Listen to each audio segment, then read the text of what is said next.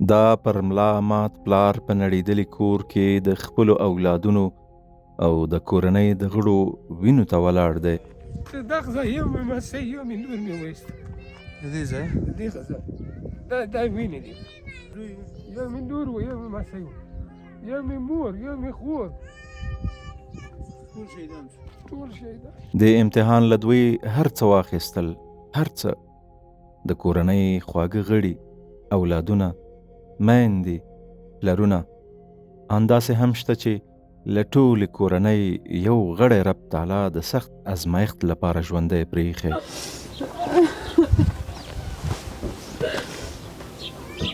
هو، د دې انسانانو زړونه موږ نه وینو، خو بالکل یې زړونه داسې نړېدلي لکه د دوی کورونه. خو دا چې دوی لا د دومره غم باوجود ژوندي دي، موږ یې باید معجزه وګڼو. دا د ټول هرات حال دی. دا غمځپلی اولس اوس په سپین میدان د هرات وژونکو سیلیو او د ژمي یخو څپو ته پروت دی او خیمې درولي چې هیڅ مسؤونه سرپناه نه ده. احساس چې د لومړۍ ورځې په یادو سیمو کې خپل فزیکي شتون لري او د خپلو دې غمځپلو هیوادوالو سره په دې دردونکي حالت کې ولاړ او تر دا مهاله یې تر 20 میلیون افغانۍ زیاتې مرستې رسولي.